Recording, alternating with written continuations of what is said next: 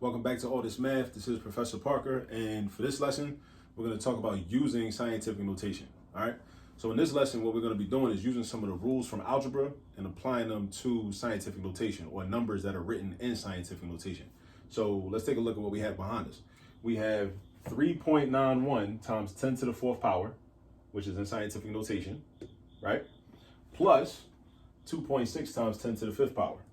Now, what you might think is that you can just add 3.91 and add 2.6, and then also do 10 to the fourth, add 10 to the fourth plus 10 to the fifth and make it 10 to the ninth. You might think to do that, but that wouldn't be correct. You can't add these two numbers unless these exponents are the same. This is 10 to the fourth power, and this is 10 to the fifth power. Think about it like this. If you were in an Algebra 1 class and you were simplifying algebraic expressions, and your teacher gave you this, they said 3x to the fourth, like that 4, plus 2x to the fifth, what would you do? You would do nothing. There's nothing you could do with that. Some people might think, oh, we can do 3 plus 2 and make that 5, and then do x and then add the 4 and the 5, make that 5x to the ninth. That would be incorrect. That would be very incorrect. You would not want to do that. So that's similar to this setup right here. So what you have to do though, or what you can do, unlike this expression, you can't really do nothing with this expression. I mean, you could, but no, not really.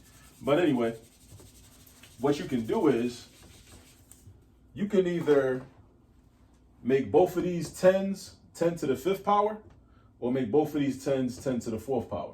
Or really, you can make them to any exponent you want, honestly. But at the end of the day, your final answer should be in scientific notation, though. So be careful with making it any exponent you want. So what I probably would do is, I would probably change this. I mean, there's no real rhyme or reason to it. I probably would just change this to 10 to the fifth power. Because once this is 10 to the fifth power, then I can just combine these two, right? Because then you can just add this number with that number and then put your times 10 to the fifth power and you'll be done, as long as it's still in scientific notation. But the question is, how do I do that? How do I change this to 10 to the fifth power? Because that's going to affect this number. Because right now, this is in scientific notation. Remember, scientific notation, the first number or the factor must be between 1 and 10. Or it can be at least 1, but it can't be 10. It must be less than 10, right? And this 3.91, it falls in that range, right? But if I change this to 10 to the fifth, this is not going to be in scientific notation, because this number is going to become smaller, because you'd have to slide the decimal point one space over. So check this out. If this changes to 10 to the fifth, this is what would happen. You would have 0.391 times 10 to the fifth power, right? Now that gets that could be a little confusing, right? Because you might be thinking, well, how do you know that? How do I know that this is going to be 0.391 times 10 to the fifth? How do you know that? Well, let me do it the long way. If I basically expanded this and took it out of scientific notation, right? Let's say I take it out of scientific notation. This is a 4, so that means I move the decimal point, and it's a positive 4 exponent. So I move the decimal point 4 spaces to the right.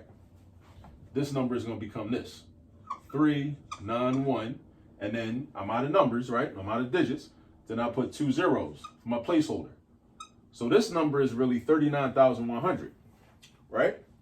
But if I want it to be 10 to the fifth power, then what I would have to do is I'd have to locate my decimal point, and I'd have to move it to the left 5 spaces.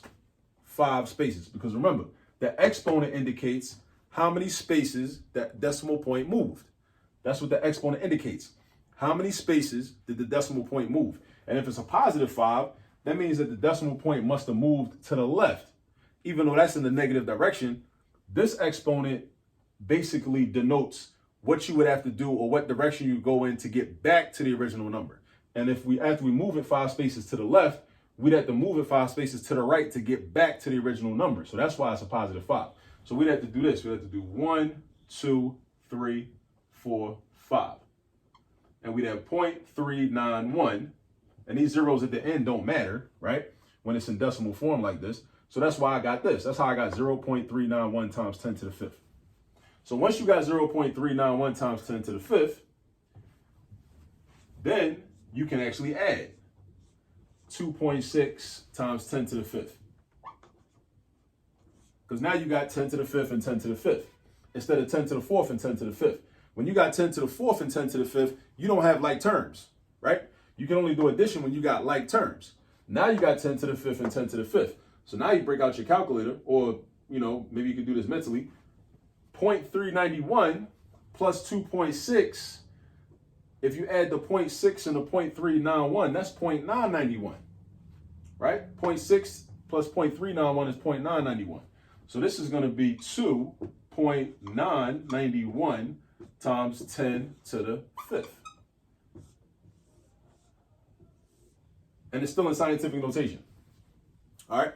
So if you ever see a problem like this where you have to do addition of two numbers that are in scientific notation already, if they're exponents and if the tens don't carry the same exponent, you can't do it like that. You got to switch it up. You either got to make them, they got to be the same exponent, is what I'm trying to say.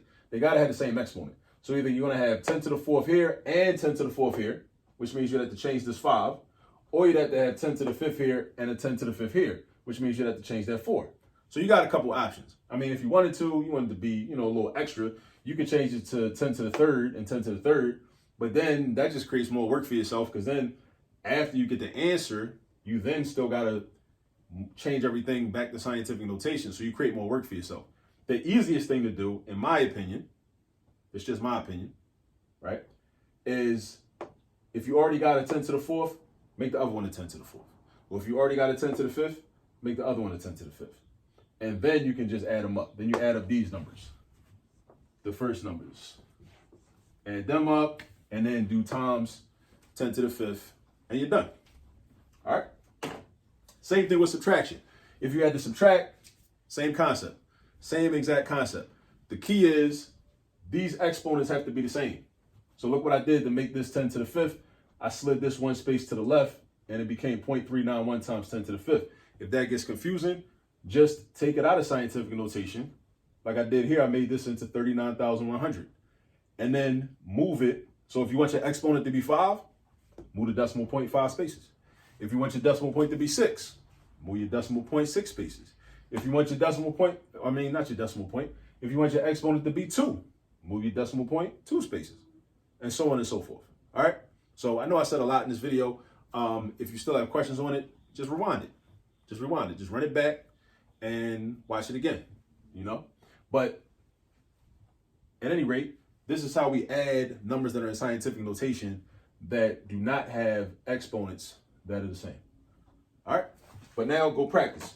Go practice so that you can master this and so that you'll really know it. All right? And I'll catch you on the next video. Peace.